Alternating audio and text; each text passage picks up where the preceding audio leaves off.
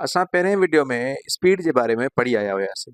अचो त हिनखे ॿीहर यादि कयूं त स्पीड जेका आहे उहा छाजे बराबरि हूंदी आहे? उहा बराबरि हूंदी आहे डिस्टेंस अपॉन टाइम, यानी मुफ़ासिलो वंडियां वक़्तु। हाणे मुफ़ासिले जा खोड़ सारा एका थी सघनि था ऐं वक़्त जा बि खोड़ सारा एका थी सघनि था, पर आम तौर ते जेको असां स्पीड खे मापींदा आहियूं उहो मापींदा आहियूं मीटर पर सेकेंड, यानी केतिरा मीटर असां केतिरनि सेकेंडनि में तय था कयूं इन सां, माना इनखे एम अपॉन एस सां बि शो कबो आहे। पर हाणे ॾिसो त असां वटि वक़्त जा केतिरा ई एका आहिनि, छाकाणि त वक़्तु नंढो बि हूंदो आहे वॾो बि हूंदो आहे। सभ खां नंढो नंढो त सेकेंड हूंदो आहे, पर उनखां पोइ अलावा मिनट बि हूंदा आहिनि, कलाक बि हूंदा आहिनि ऐं ॾींहं बि हूंदा आहिनि। इहे बि वक़्त जा ई एका आहिनि। ऐं अगरि असां वॾे मुफ़ासिले ते वञी रहिया आहियूं, त मिसाल जीअं मां कराची खां सखर वञी रहियो आहियां, त मां उन मुफ़ासिले खे मीटर्स में न ॻणींदुमि पर किलोमीटर्स में ॻणींदुमि, छाकाणि त मुफ़ासिलो वॾो आहे। इन करे किलोमीटर्स, मीटर्स, सेंटीमीटर्स ऐं मिलीमीटर्स जेके नंढा यूनिट आहिनि, इहे बि मुफ़ासिले जा एका आहिनि। त स्पीड जेका आहे उहा बराबरि हूंदी आहे मुफ़ासिलो वंडियां वक़्तु। पोइ किलोमीटर पर सेकेंड हुजे, मीटर पर सेकेंड हुजे, या किलोमीटर पर आवर हुजे, या किलोमीटर पर डे हुजे, ईअं बि थी सघे थो। इहे सॼे एका थींदा स्पीड जा। ऐं असांखे शयूं तब्दील बि करणु अचनि, जीअं हिकु ॾींहुं बराबरि हूंदो 24 कलाकनि जे, ऐं हिकु कलाकु 60 मिंटनि जे, ऐं हिकु मिंट 60 सेकेंडनि जे। साॻे तरीक़े सां हिकु किलोमीटर 1000 मीटरनि जे, ऐं हिकु मीटर 1000 मिलीमीटर जे, या 100 सेंटीमीटर जे।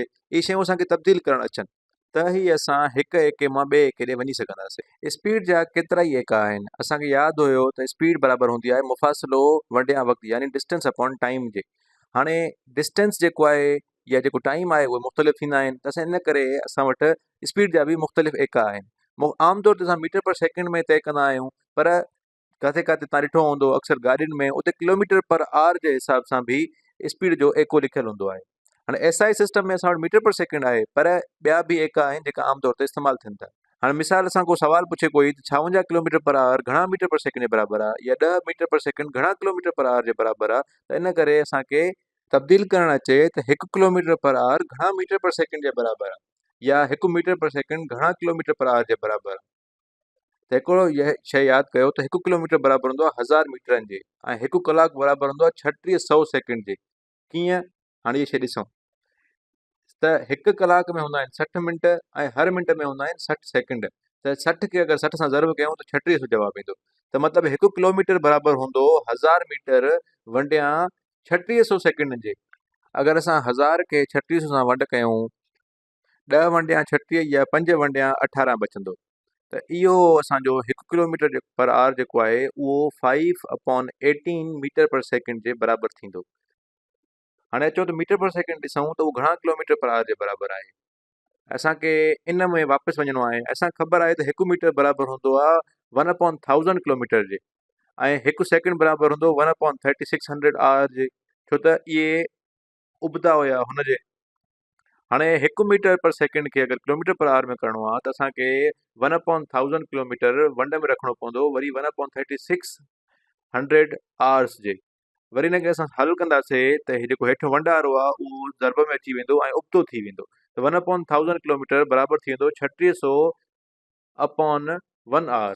त 3600/1000 किलोमीटर पर आवर बराबरि थींदो, या उनखे अगरि आसान कयूं त 18/5 किलोमीटर पर आवर बराबरि थींदो 1 मीटर पर सेकेंड जे। हाणे असांखे हिकु सुवालु मिलियलु आहे, अचो त हुन सुवाल खे ॾिसूं था। सुवालु आहे त हिकिड़ो माण्हू वेठो आहे कंहिं गाॾीअ में, ऐं उहो हर 10 मिंटनि में मुफ़ासिलो जेको गाॾी उहा तय करे पई उनखे रिकॉर्ड करे पियो हिकिड़े ऑडोमीटर सां। ऑडोमीटर उहो औज़ार आहे जंहिंसां डिस्टेंस खे मापबो आहे। त हाणे असां वटि हिकिड़ी टेबल आहे जंहिंमें ॿुधाए थो त हेतिरे टाइम में हुन हेतिरो मुफ़ासिलो गाॾी तय करे पई। हाणे असांखो पुछे थो त इहो डिस्टेंस केतिरो थींदो मीटर पर सेकेंड में या किलोमीटर पर आवर में। हाणे अचो त पहिरियों हिनखे किलोमीटर पर आवर ऐं मीटर पर सेकेंड में तब्दील करे ॾिसूं, जेका असांखे टेबल मिलियलु आहे उन मां। अचो हिन टेबल खे ॾिसूं त टेबल में गाॾी 0 मिंटनि में 0 किलोमीटर थी हले, 10 मिंटनि में 15 किलोमीटर थी हले, 20 मिंटनि में 25 किलोमीटर, 30 मिंटनि में 38 किलोमीटर, ऐं 40 मिंटनि में 60 किलोमीटर थी हले। माना हिकु जहिड़ा ई न आहे। हिकु शइ तव्हां ॾिठी हूंदी त हिकु जहिड़ा ई न आहे, माना जेतिरो वक़्तु लॻे थो ऐं ओतिरो मुफ़ासिलो हर दफ़े तय नथो थिए। इनखे चइबो आहे नॉन यूनिफॉर्म मोशन, यानी अहिड़े क़िस्म जो हलणु जंहिंमें हिकु जहिड़ा ई न हुजे, जंहिंमें स्पीड हेठि मथे हुजे ऐं वक़्तु बि हेठि मथे हुजे, ऐं साॻे वक़्त में हिकु जेतिरो मुफ़ासिलो तय न थिए।